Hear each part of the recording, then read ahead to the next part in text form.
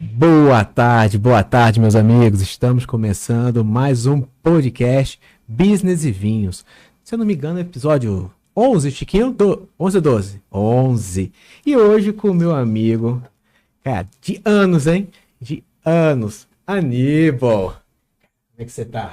Muito bem, Spinelli, obrigado, é muito bom revê-lo. Já tive uma grata satisfação de encontrar você na montanha quando Pô, a gente serviu que dos legal, meu. legendários. E Verdade. agora poder estar aqui tomando um vinho, falando de empreendedorismo, de negócios. Muito feliz aí com o convite e rever um amigo de faculdade do curso de Direito. Cara, foi o quê? Segundo ano já? Não, terceiro ano, né? Terceiro ano, A né? gente começou a estudar Noturno. junto.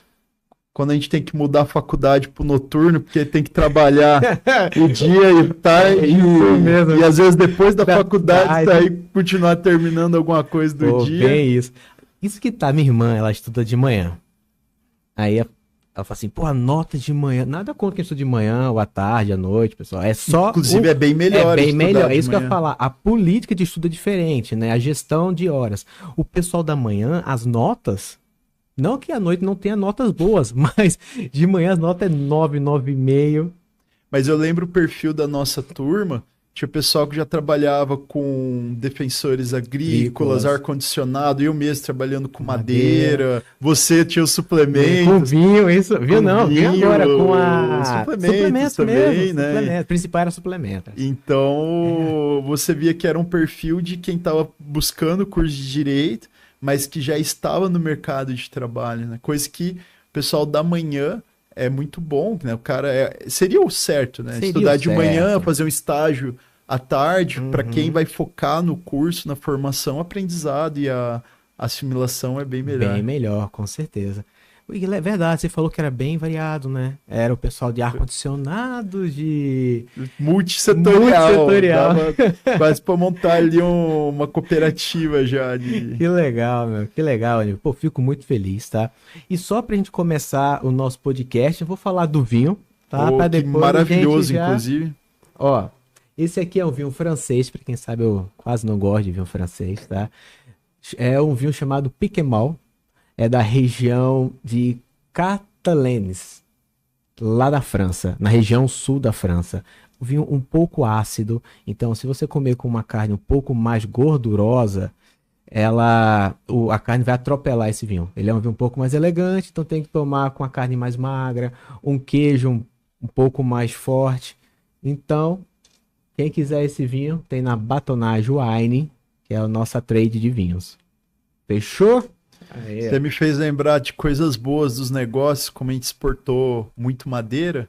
Eu tive a oportunidade de ir lá para Saint-Emilion e Bordeaux, Oh, né, e poder conhecer essas vinícolas, ver esse mercado do vinho que na França as joias, os vinhos, são coisas que aqui no Brasil a gente não vê com tanta verdade. afinco, né? Mas lá é uma das principais economias do país. Não, com certeza. O mercado de vinho lá, só assim, um adendo, né? A França tem os vinhos com os preços mais elevados.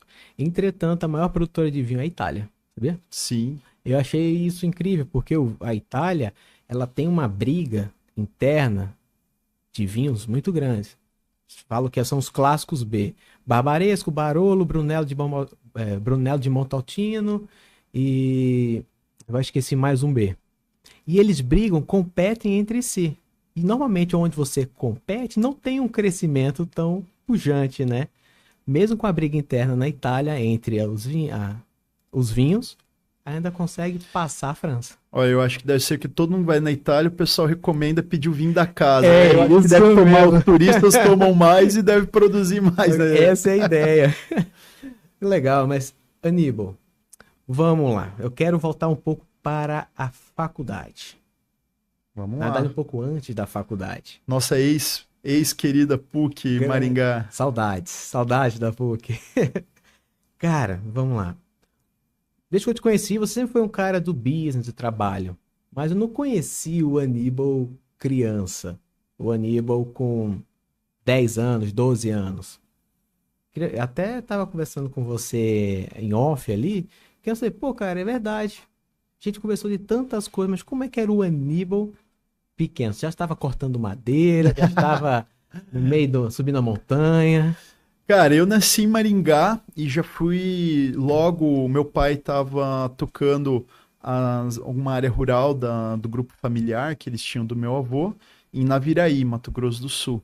Então eu nasci em Maringá e morei até meus 5 anos lá em Naviraí, que daí me deu oportunidade, coisa que eu não tô sentindo falta com a minha filha, né, de você poder tá numa área muito grande com natureza todo tempo, né, ter essa parte que eu acho que todo homem, uma fase da vida, deve ter um contato mais próximo da natureza, porque a gente tira muitas lições disso. E eu mesmo hoje, criando minha filha aqui em Maringá, eu já sinto muito essa dificuldade, né? De pedra para tudo, tudo é concreto, é prédio, até os clubes a gente foi visitar recentemente. É muito difícil achar uma área verde, né, para o pessoal correr, e isso cada vez. Maringá ainda é uma cidade extremamente arborizada. Então, o Aníbal criança foi esse. Eu pude ficar lá, fiz 6 anos já aqui em Maringá, estando em Maringá. E eu sempre fui uma pessoa muito tranquila, que gostava de estar com os amigos. Comecei a tocar piano e violão muito cedo, então tive um lado musical, assim, sempre fui muito apaixonado por todo tipo de música. É boa, né? Sim, claro.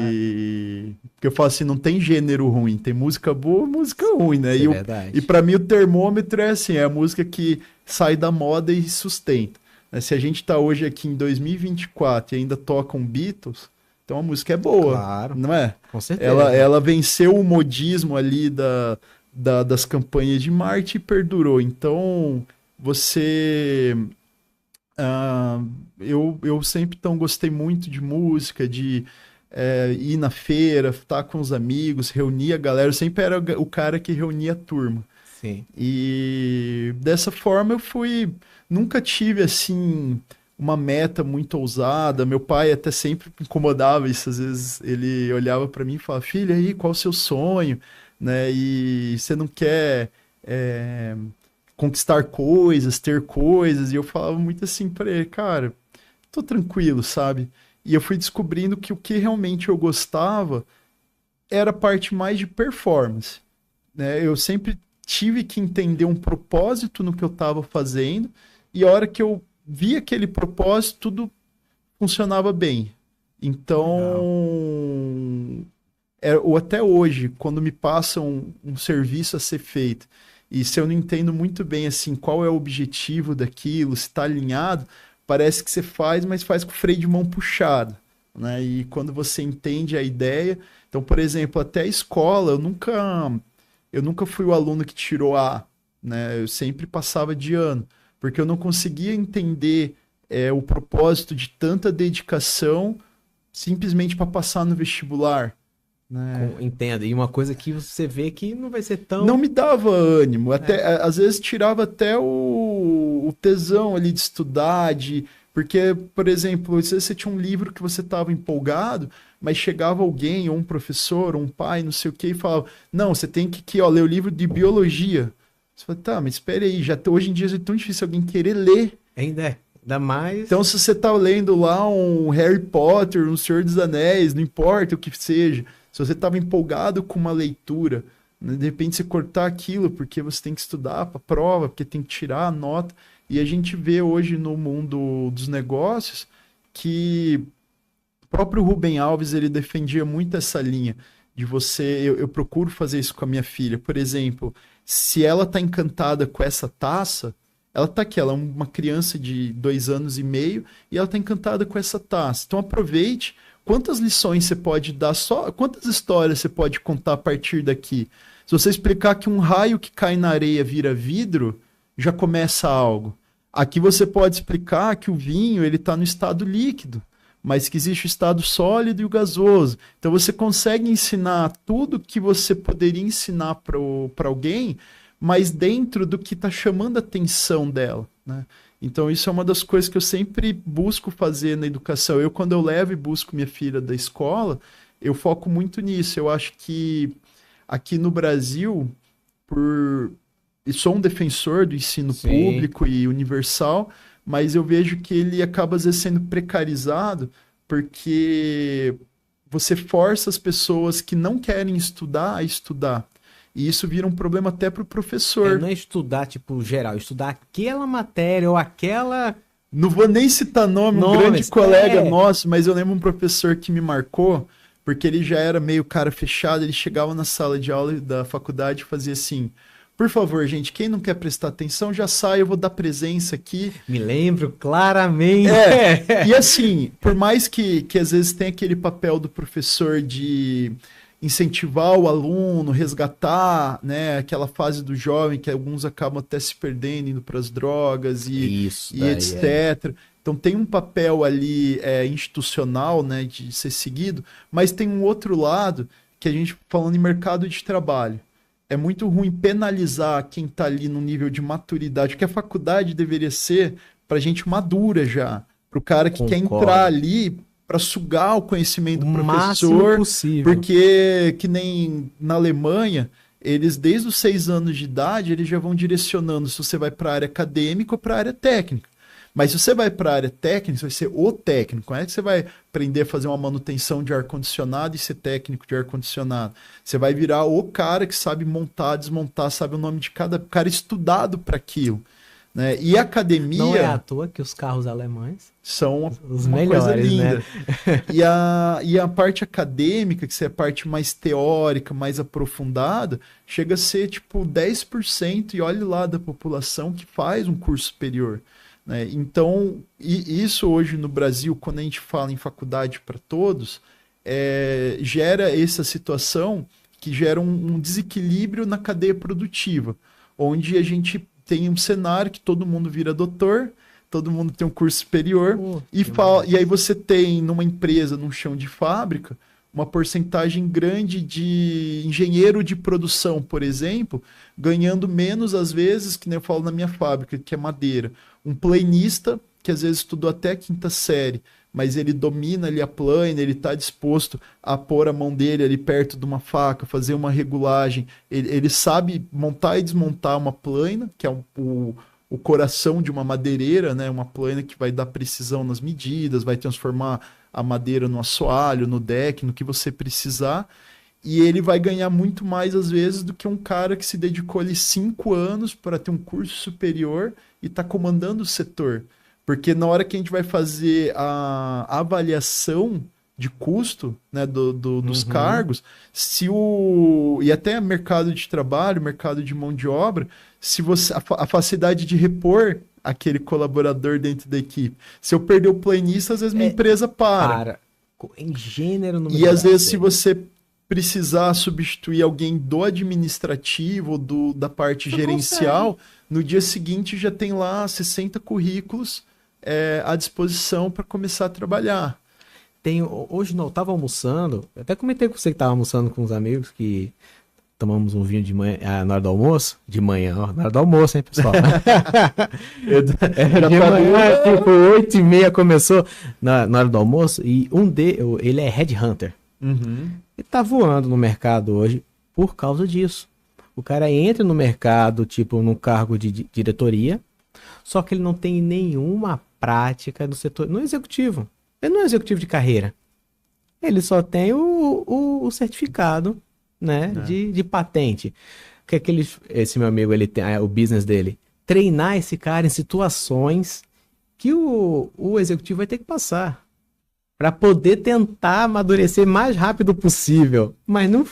Cara, vai fazer 1 ano agora em junho que eu assumi o Núcleo Regional do Trabalho, e tem sido uma experiência muito gratificante de poder... Eu sempre defendi melhorias nessa parte de empregabilidade, né, dentro das políticas públicas do trabalho, qualificação, e a gente também encontra uns absurdos ali. É isso mesmo. Por exemplo, tem muita gente que vem nos procurar ajuda, fala, cara, eu quero uma realocação no mercado de trabalho.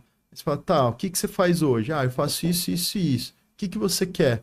Eu quero fazer a mesma coisa, ganhando mais e sem pressão e sem estresse. Eu também. Então, você também, né? Todo mundo quer, né? É complicado, porque o que a gente consegue e melhorar, e tem muito a ser melhorado a nível Brasil, é realmente quando você tem gestores mais humanizados, que nem você falou agora há pouco. O cara não teve um preparo, às vezes, para assumir o cargo que ele está. E isso a equipe sente muito.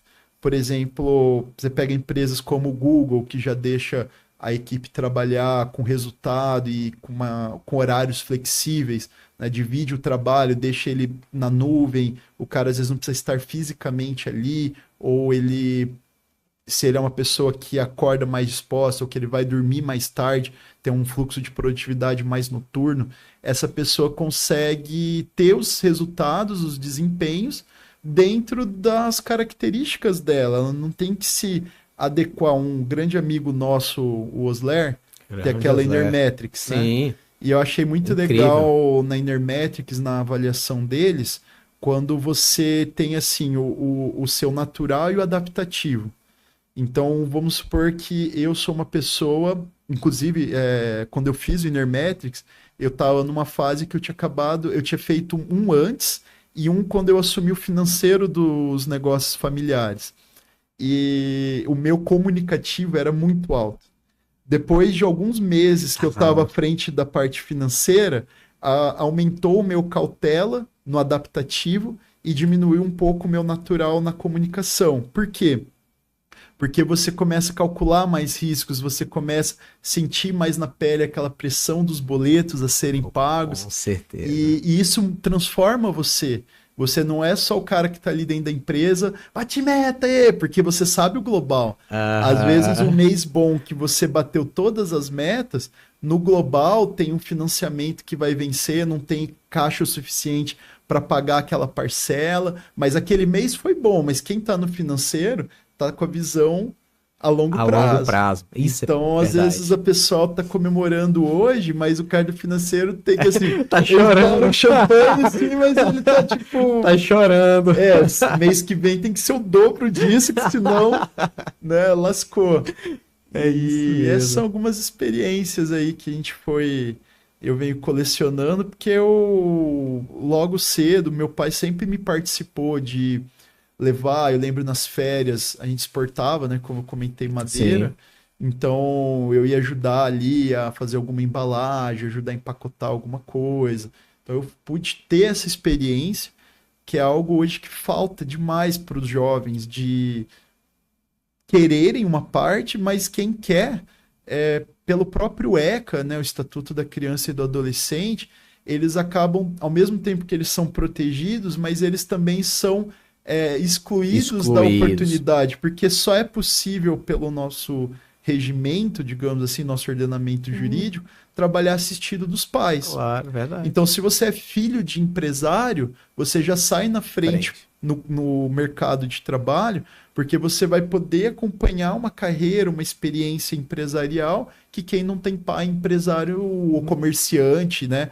Porque não é só empresa, né? A gente pode falar do barzinho, isso o mesmo. cara que vende pipoca com um vendedor ambulante, só dele poder um dia levar o filho, ter experiência de atender o cliente, ter experiência de... Antigamente falava dar um troco, hoje ninguém mais usa dinheiro físico. O Douglas Lopes, da Aqui Imóveis.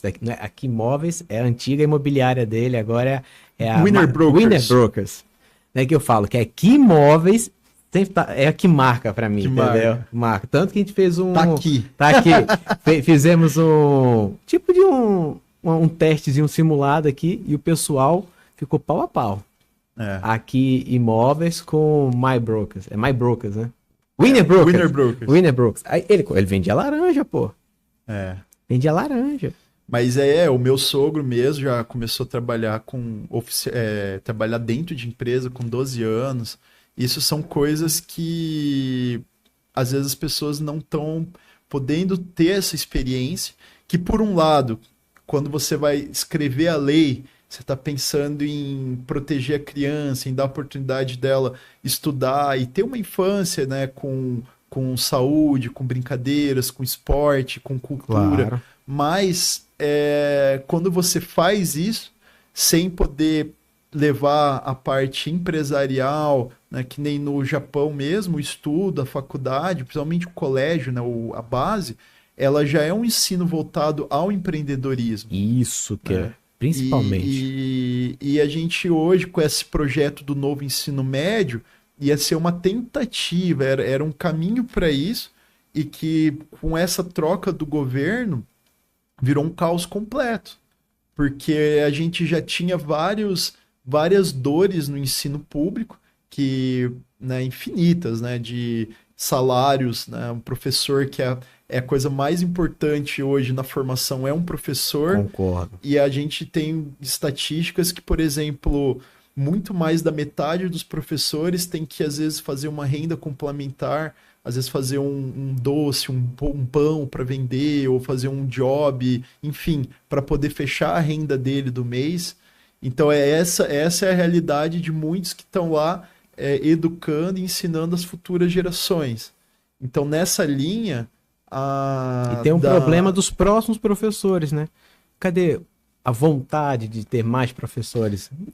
não acaba tendo o atrativo por questão salarial, valorização, investimento na capacitação desses professores, que nem quando a gente fala tem educação especial, já era um grande problema. Por lei, seu filho está enquadrado no espectro de autismo, tem isso, tem aquilo, ele deveria ter ali um auxílio em sala de aula, mas um pai que vai cobrar isso do governo vê que na prática não vai, e às vezes é porque realmente não tem um profissional capacitado para aquilo, treinado para aquilo. Então já tinha muitas dores naturais de tudo que já estava acontecendo. De repente você fala em aumentar a carga horária, incluir empreendedorismo, educação financeira, que são coisas que eu defendo muito, mas você não dá o recurso e a capacitação para aquilo. Eu falo pelo Chiquinho ali também, ó. 12 anos, trabalhando, já começou a trabalhar com 12 anos. A gente fala começou cedo, não foi com 12, mas começou bem cedo.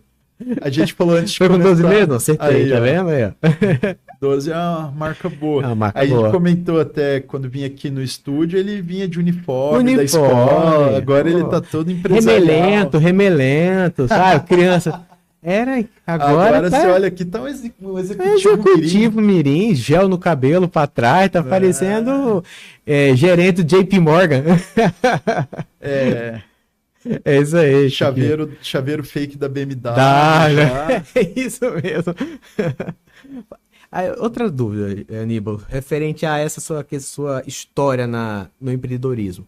E quando foi a chave?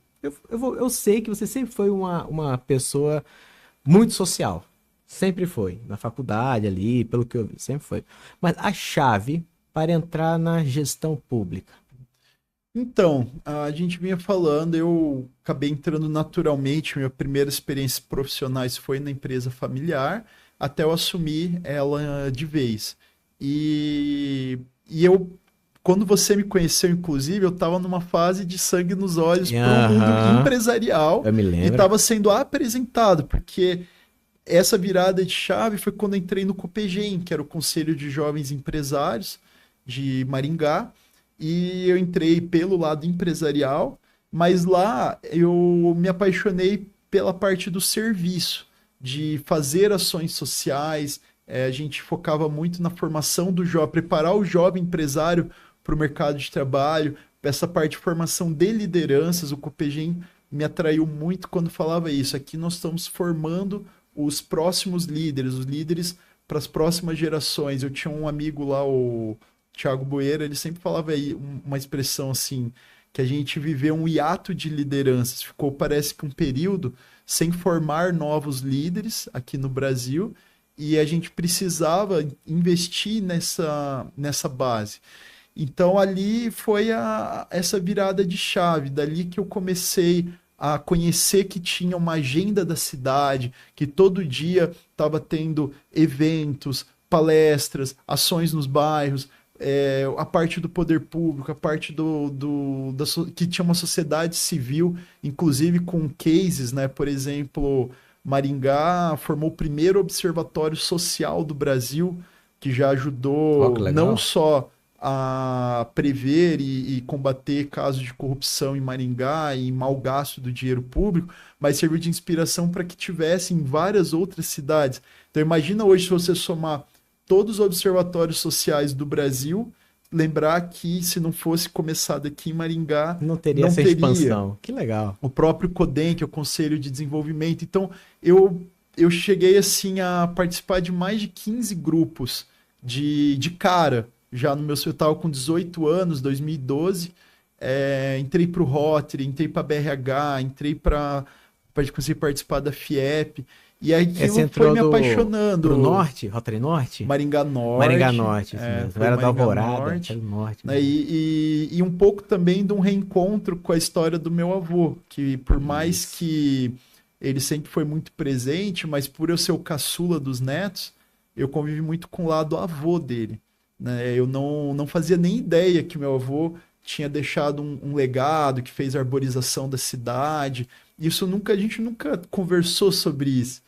E depois que ele faleceu... As cooperativas, né? Ele ajudou o do Miguel Fernando, ele fez um documentário até da vida dele, tá lá no Maringá Histórica, e conta, né? Você vê, ele era um agrônomo, que veio aqui ser pioneiro, fundador da cidade, trabalhava na Companhia Melhoramentos, e ele veio para fazer arborização, esse projeto pensando cada avenida florida uma estação do ano, e não só essa parte no meio ambiente, que foi o maior legado. Hoje Maringá é cidade árvore do mundo, e o pessoal vê até no setor imobiliário a valorização. Isso quando você mesmo. tem aquelas avenidas todas floridas de IP. O próprio Parque do Ingá, ele foi consultor para a formação do Parque do Ingá. Legal. E esse foi o maior legado. Mas no associativismo, cara, dava para ficar aqui um podcast só falando, porque ele atuou na formação do Rotary, da Sociedade Rural, do Sicredi, da Cocamar, da Santa Casa. Ele foi presidente, mesmo sendo agrônomo, ele foi presidente 11 anos da Santa Casa de Maringá. Legal. Então ele se envolvia em quase tudo que tinha. E essa resiliência é algo que sempre me chamou a atenção. Por exemplo, eu já fui presidente do Rotary, de várias instituições, eu montei o Instituto Bianchini, que está desde 2017.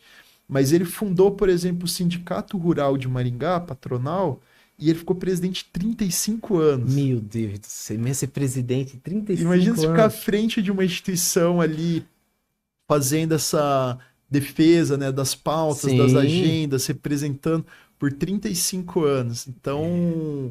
Tem que gostar. O único registro na carteira de trabalho dele foi da Companhia Melhoramentos por 50 anos. Ele trabalhou para a Companhia Melhoramentos, que foi a nossa colonizadora aqui. Sim. Aí ele sempre teve essa veia empreendedora e foi... E esse legado sempre me... Quando cada instituição dessa, parecia que eu encontrava um pedacinho dele. Eu ia no Rotary, que nem até eles chamam a gente de Bianchini já, você chega, não tem nem como se desvincular disso. Ficou um nome muito forte na associação comercial. Esse Bianchini, Bianchini... E isso também era uma das coisas que era uma das formas de eu sempre estar lembrando também do meu avô, não só quando eu vejo os verdes nas árvores de Maringá, mas nessas obras, né? A gente montou o Instituto Bianchini em homenagem a ele. Então eu fui cada vez me profissionalizando. Cada grupo que eu participei, eu observava muito os gestores. Porque assim, dentro da empresa... A gente hoje comanda a nossa equipe de colaboradores, que eles são pagos para fazer o trabalho. Então é um vínculo diferente de quando você assume um Rotary, um Copegem, totalmente que você vai ser gestor de voluntários. Muitas vezes esses voluntários são mais experientes, são mais ricos que você. Às vezes a empresa do cara é 10, 15 vezes maior que a sua, e você às vezes tem que sentar ali como presidente e gerir, movimentar essa equipe. Isso mesmo. E eu sempre, todos os grupos que eu participava, eu ainda falava assim, na minha empresa eu até aceito a gente fazer às vezes algo, vamos lá dizer, até para meia boca, mas aqui não dá. Aqui não dá. Porque aqui a gente está com uma mão de obra de altíssimo nível. Cada um de vocês é líder na sua empresa, é gestor. Gestão de Se a gente juntou esse grupo para fazer um projeto, não pode ser meia boca. Tem que ser uma coisa. E é isso que me levou para a política, Spinelli. Eu me apaixonei pela gestão em si de grupos, de ver quando eu fiz até o Dale Carnegie, que é muito legal.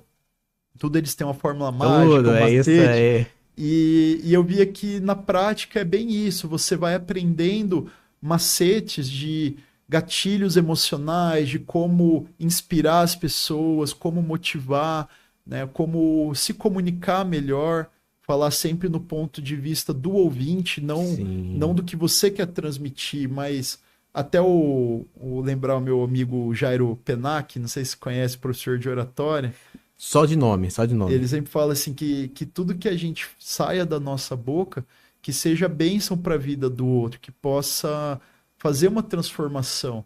E se a gente refletir sobre essa frase, a gente vê que muitas vezes compensa ficar quieto. Com certeza. Que a gente possa ou ficar quieto ou que o que a gente verbalize possa realmente ajudar a transformar. E esse é o meu propósito. Eu tô aqui para transformar vidas. Então a política para mim sempre foi um projeto de poder cumprir a minha missão de transformar vidas, porque é através da política que a gente toma as grandes decisões.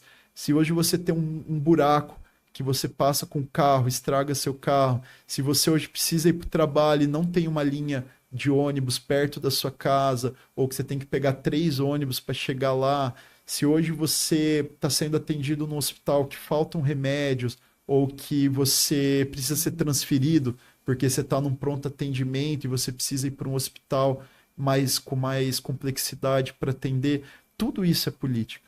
Isso é verdade. Se o seu filho está hoje numa escola que não vai dar uma boa base para ele ser o bom profissional de amanhã, isso é política. Então, quando a gente vê amigos nossos, empresários, às vezes falando, eu não quero me expor, eu não quero, porque a gente sabe que impacta no nosso negócio. Impacta. Aqui em Eu acho Maringá, corajoso, viu, da sua aqui parte. em Maringá, quando teve toda essa polêmica das eleições que marcou muito, né, a figura Lula-Bolsonaro, Sim, direita e pelo amor de esquerda, Deus, foi. alguns empresários que decidiram se posicionar mais duramente, alguns tiveram seus negócios penalizados por isso. Teve uma lista, até que essa lista foi até fake news, vai. Colocaram os empresários, uma lista de empresários de esquerda, lista de empresários da direita, e começaram um a boicotar o outro, mas muitos empresários não eram nem de direita nem de esquerda naquela lista ali. Foi só para prejudicar mesmo. Então, E a gente tem gratuito. aquele lado do ser humano que tem até aquela passagem que fala da reputação, né? Um exemplo, tem um caso até de um cara que foi processado porque ele estava difamando o vizinho. E ele falou, mas eu só falei tal coisa. Aí o juiz pediu para ele assim, então faça o seguinte, amanhã quando você voltar aqui para audiência, você no caminho pega uma folha, rasga ela em muitos pedaços e vindo para cá você joga ela ao vento. Parte ambiental já dá problema Já dá hoje. problema. Mas é uma história só para ilustrar. A hora que ele chega na audiência, o juiz fala assim para ele: você hoje consegue voltar e pegar cada pedacinho de papel que você espalhou pelo caminho? Então, isso ilustra a dificuldade que é quando a gente agride a reputação de alguém, quando solta uma fake news, às vezes esse dano é irreparável, né?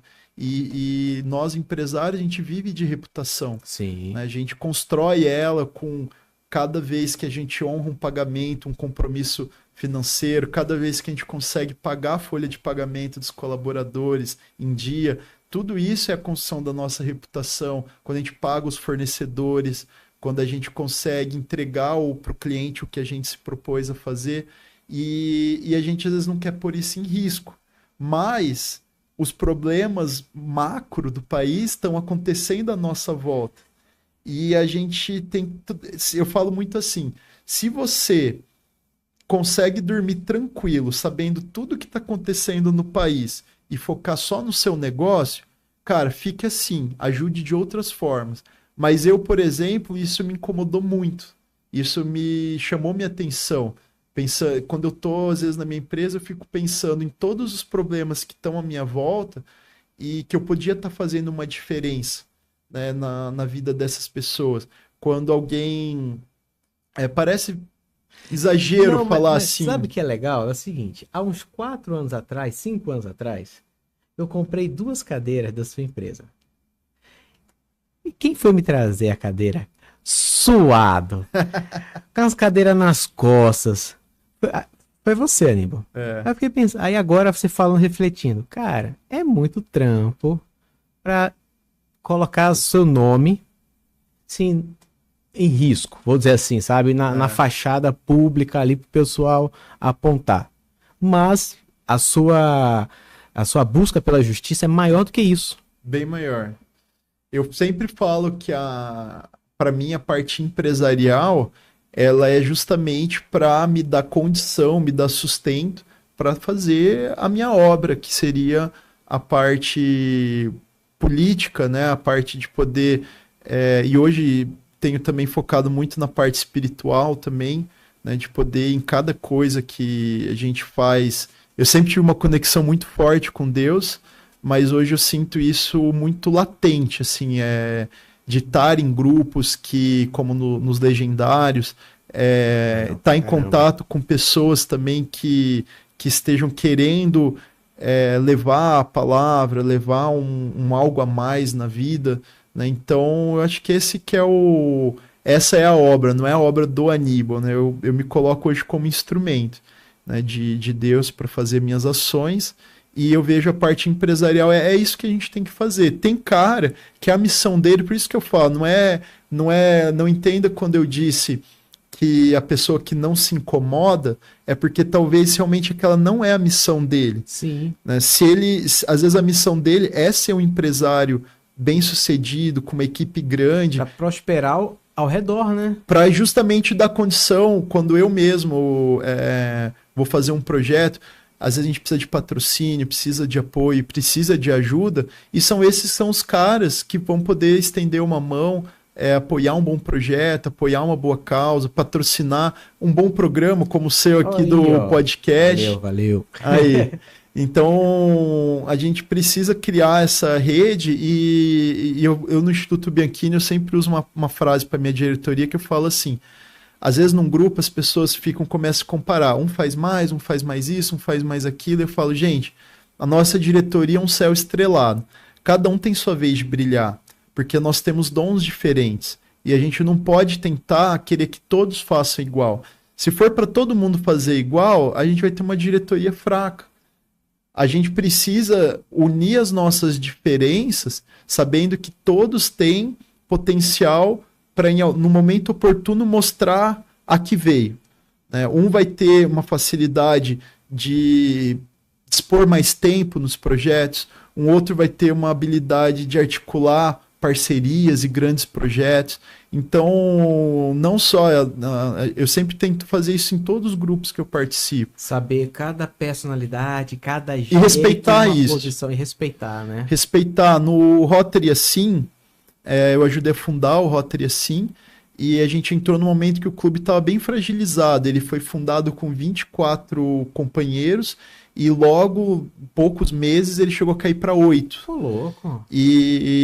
Mas os companheiros foram saindo do Rotary? Foram saindo, atritos, falta de uma liderança. Ou indo para outros Rotarys? Não, saindo mesmo.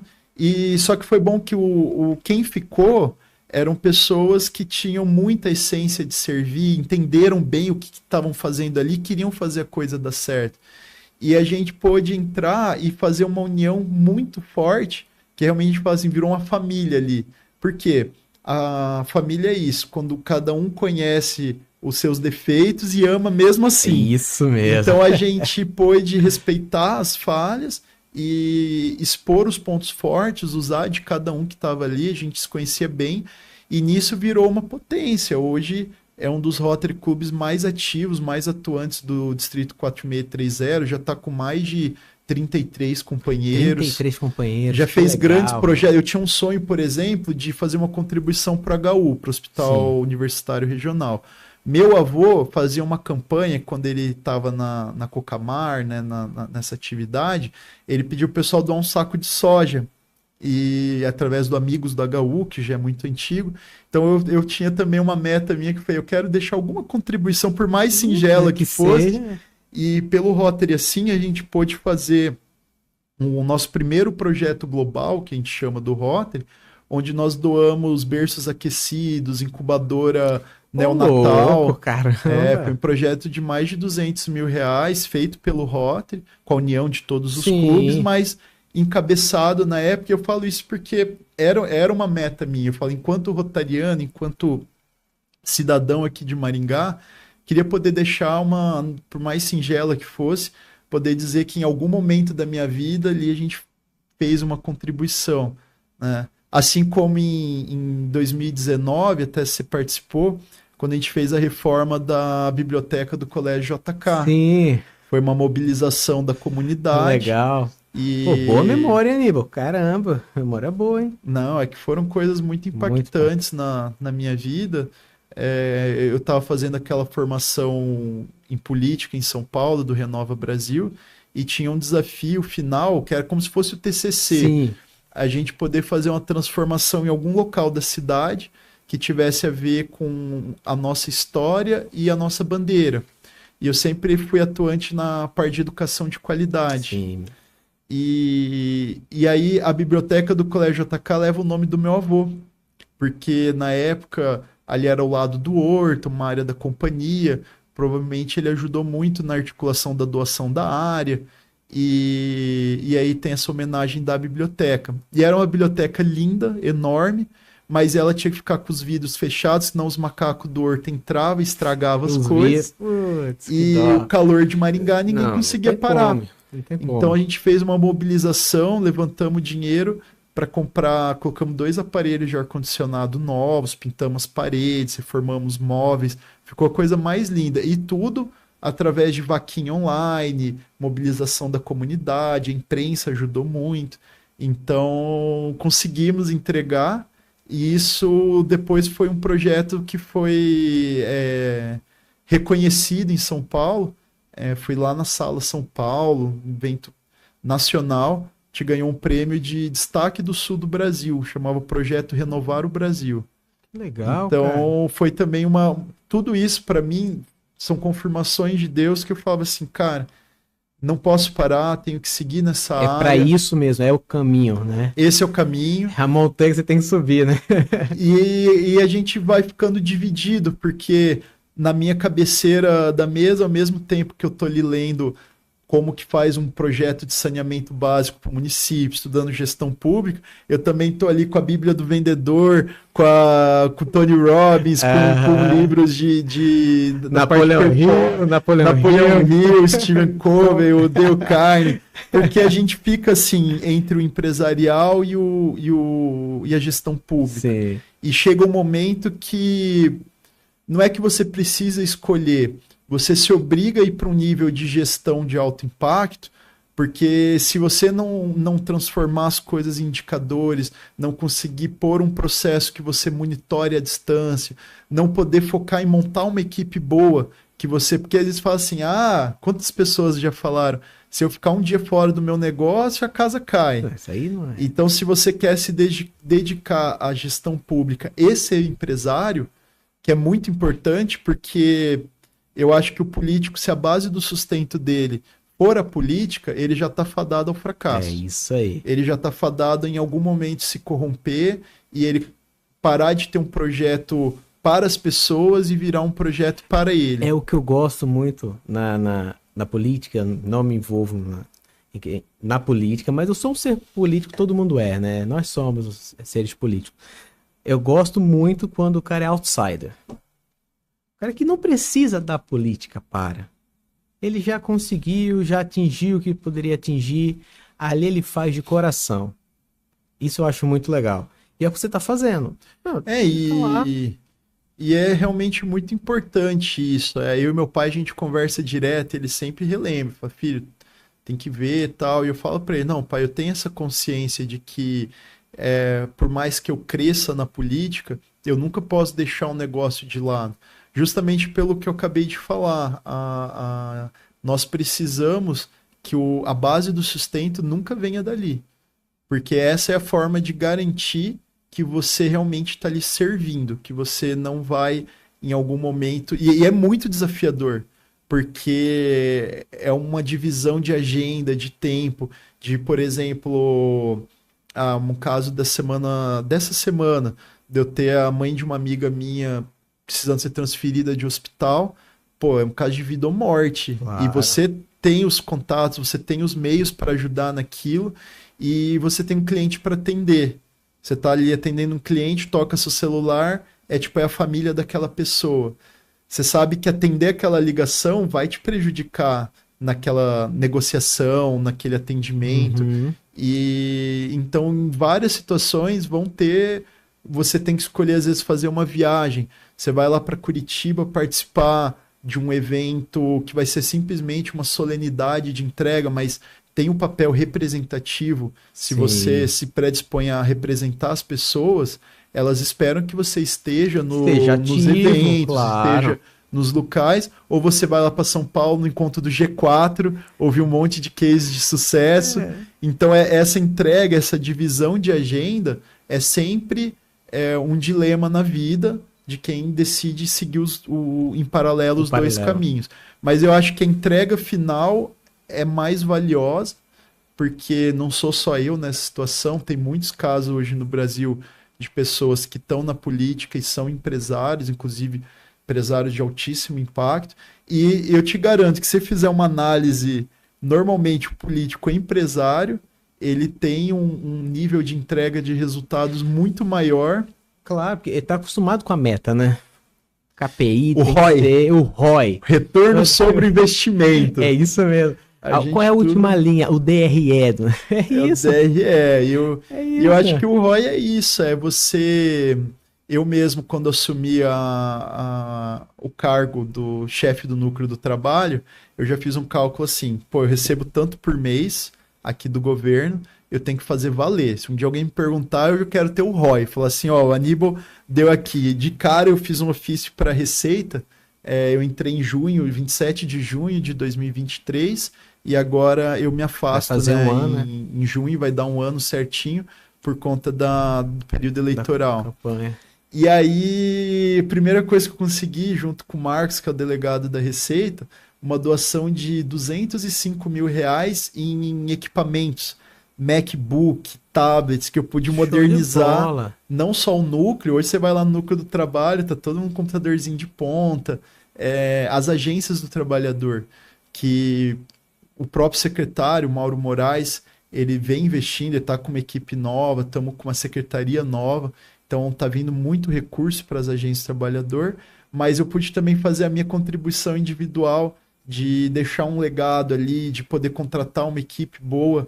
Né? O secretário Mauro me deu essa autonomia de poder montar a minha equipe. Isso é que é legal. Autonomia. Autonomia. Tem que ter autonomia também no Porque eu vou te falar, um dos maiores desafios na gestão pública é que, normalmente, você assume um setor ou entra num cargo que você vai pegar uma equipe que já está lá há muitos anos. Isso, engessada. E que cada um vem, às vezes o cara é de uma linha política contrária à sua, às vezes ele é indicação de um outro político que é concorrente político seu ou do seu grupo, mas ali no momento de trabalhar, todo mundo tem que se unir e pensar que está todo mundo com compromisso com o munícipe, com o município. Para um bem maior. Para o bem maior. Cuidar da res pública, né? Cuidar da cidade, cuidar do Estado. Então, a gente precisa invocar esse espírito de união para fazer a coisa acontecer. Mas eu ali no núcleo do trabalho pude ter essa sorte de montar minha equipe, e só isso que nem às vezes o pessoal pergunta, quando você sair, vai ter algum prejuízo nos trabalhos? Eu falo, não, porque eu posso confiar na equipe que eu montei. Né? Isso eu acho que ainda é um dos maiores legados que talvez eu deixe. Né? A gente criou uma memória pelo Trello de todos os processos. Gestão mesmo, que legal. Coisas que não eram feitas antes. Hoje o cara que entrar, de vocês, é bonitinho. Hoje o cara que entrar lá, tipo, no dia seguinte a minha saída, ele sabe a rotina, ele sabe os prazos, ele sabe todos os processos que estão em andamento, os protocolos que estão aguardando resposta, porque isso tudo era perdido. Era quase um reset quando muda de um chefe para o outro. Se não for a boa vontade de quem saiu se colocar à disposição, de passar alguma informação e tal. Né? Eu tive essa sorte, eu tive uma servidora, a Graciene, que ficou um mês ali comigo, né? Me ajudando, me orientando, porque ela não era mais o trabalho dela, mas ainda assim ela ficou, né? Então, isso tudo eu já ia pensando lá na frente. Eu falo, quando eu sair, o próximo que entrar, eu já quero deixar um onboard de tudo. Isso foi até apresentado em Curitiba, nas reuniões para os outros núcleos do trabalho, são 12 no Paraná, terem também essas iniciativas de gestão. E pelo Trello. Isso que é o mais gratuito, legal. Né? É isso que eu pensei, é gratuito, é pelo Trello ainda. Pelo Trello, eu usei, inclusive, uma ferramenta fantástica e me ajudou muito na empresa. Quando você tem aquele tamanho de empresa, que às vezes, cara, às vezes fala assim, é um software tão baratinho, R$ 159. Aí você fala, cara, mas para muita empresa, o 159 dói. Ou não só para isso. Às vezes é 159 por empresa. É muito comum você, às vezes, ter 6 pequenos negócios. Então, às vezes, você teria que pagar, para ter um controle bom, você teria que pagar 159 vezes 6. Você falou isso, bateu em mim agora, que eu uso uma que paga em dólar. Eu tenho que rever meus, hein? Então, você mesmo, quantos pequenos negócios médios você tem? Então, imagina, é tudo em dólar. Ou você vai jogar num Excel que exige, né, de você e de quem vai estar junto com você entender, ou você vai pôr um sistema que é o ideal, né? Você ter um DRE, você poder ter aquele controle de sazonalidade, né, ter um histórico das suas vendas, dos seus clientes. Então tudo isso é fantástico. Isso tudo te preparou para o futuro. Agora quer saber, e agora? E o Aníbal, para daqui quantos meses vai começar? A campanha. Ela agora, na verdade, pela lei, tudo que antecede o período de campanha é pré-campanha. É pré-campanha, não, mas o start mesmo. Ali no final de agosto, as convenções, e aí tem ali os 45 dias antes do 6 de outubro, que nesse período eu me coloquei à disposição para o pré-candidato a vereador. Legal. E é uma coisa realmente que eu sinto o apoio familiar, né? Minha esposa Karina, a gente começou a namorar em 2016, quando eu disputei para vereador. E então foi muito bacana ter ela desde o nosso processo de namoro ao meu lado, me apoiando, porque depois eu disputei para prefeito. Disputei já com candidatura a prefeito de Maringá de 28 anos. Isso é uma conquista, assim. Claro. São experiências de vida que vão nos moldando, nos preparando. Agora, em 2022, disputei para deputado estadual, fiz 4.991 votos. Louco, pô. E tudo é um começo, né? E eu acho que a resiliência, eu sempre falo, não pode confundir resiliência com tolice. Tolice é você ficar muito tempo em algo que não vai dar em nada. E a resiliência é você resistir o tempo necessário para colher os frutos do que você plantou. E eu venho, então, trabalhando desde 2012, na verdade, quando entrei no Copegem, mas eu considero 2016, porque de 2012 a 2016 eu nunca me imaginei na política, nunca me vi dessa forma.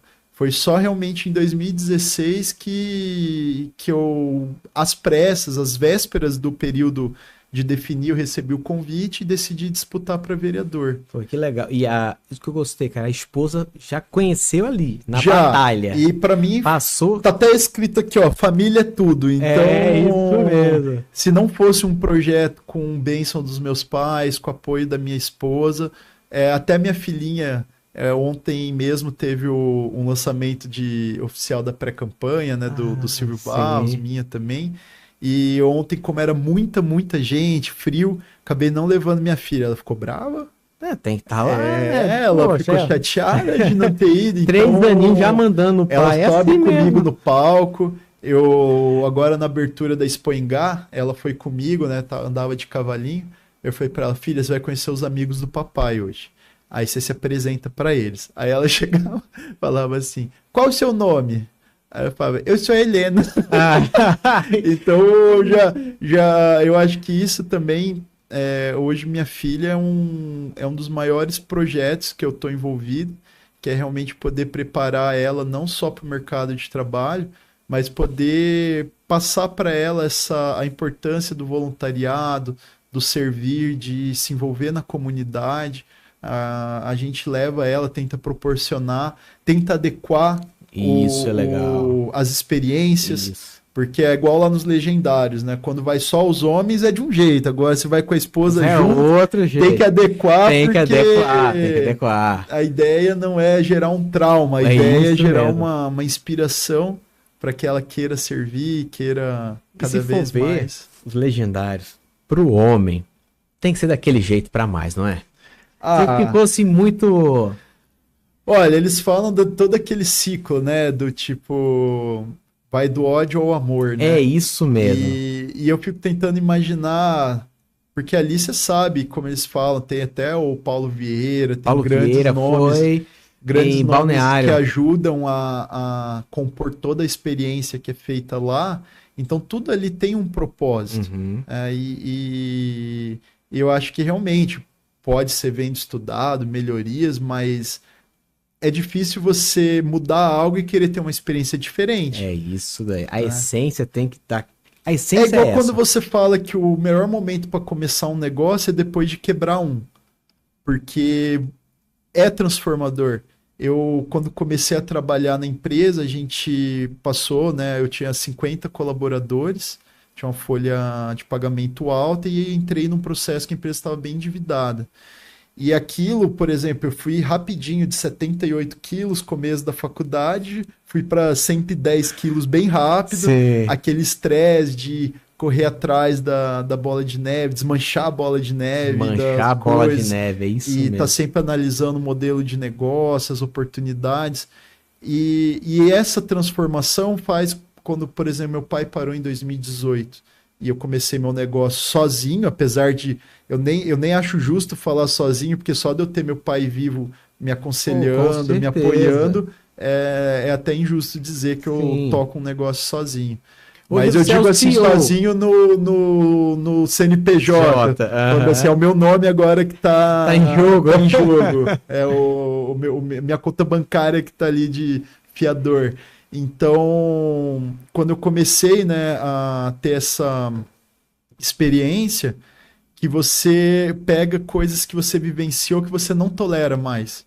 Por exemplo, você vê um desperdício ali de um parafuso, às vezes na correria você fala, amanhã eu converso com eles. Não, você vai parar tudo e você vai ir lá corrigir, porque você sabe o impacto que aquilo tem no seu negócio. Isso mesmo. Então, cada experiência negativa que você tem, que seriam os nossos fracassos, eles não são motivo de vergonha, eles são o pilar que vai nos transformar um dia no empreendedor de impacto.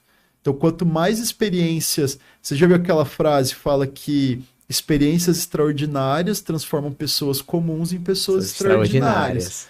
Então, quanto mais... quando entrei na BRH, passaram para mim um estudo uma vez que falava que a gente tinha do 0 aos 15 para formar caráter. Ó, você querer mudar o caráter de uma pessoa depois dos 15 é muito difícil. Dos 15 até os 30 para aprender e depois dos 30 aos 50 para ganhar dinheiro. E essa fase dos até os 30, tanto que você pega um profissional com mais de 30 anos, para você ensinar algo para ele, ele já é mais resiliente. É mais difícil a assimilação. Então, até os meus 30, toda vez que eu tinha uma oportunidade de escolher entre uma experiência de vida ou ganhar dinheiro, eu escolhi a experiência de vida. Então, eu, por exemplo, hoje estou com 32, eu já disputei 3 eleições, eu já presidi instituições que às vezes, por exemplo, o pessoal só vai presidir um Rotary, às vezes com 60 anos de idade. É isso mesmo. Né, já ali com uma super bagagem de vida empresarial. Eu já com 24 anos já estava ali à frente de clube, fundando clube e me colocando a dispor. Eu inverti a ordem do jogo. Você chama a responsa. É o clássico, é o skin the game. A pele em jogo. A pele em jogo. É isso. E lembrando esses cases, né? Eu falo direto pro meu pai que o cara da KFC, o general, o coronel lá, inventou um negócio com 60 anos de idade. Isso. Então eu falo, calma, vamos... Calma que eu vou desenvolver um frango top. Um molho. Eu gostei muito, a gente teve muita dificuldade a gente já casou, eu e a Karina, querendo ter filho. E a gente ficou 3 anos lutando muito para conseguir, né, ter a bênção da Divinha Helena. E eu lembro um médico, o Dr. Adilson, que ele falou um dia assim pra gente, a Karina já estava bem chateada, que pra mulher é muito mais difícil do que para o uma homem, né? cobrança, é uma cobrança, né? Cobrança, aí cada vez que passa o mês, vem o ciclo da mulher, aí já fica aquela tristeza, não foi mais um mês que não vem e tal, e vai indo por anos e anos. E aí um dia ele falou assim pra gente, falou, olha, cada dia que passa é um dia a mais para vocês aprenderem, e eu tenho certeza que você sendo uma mãe e um pai amanhã, você vai ser melhor do que se fosse uma mãe e um pai hoje. Então, cada dia que passa é um dia de aprendizado. E isso, eu sempre tive isso para mim, não ter pressa das coisas. Deus já sabe o que vai acontecer na sua vida, então por que você vai ficar aflito?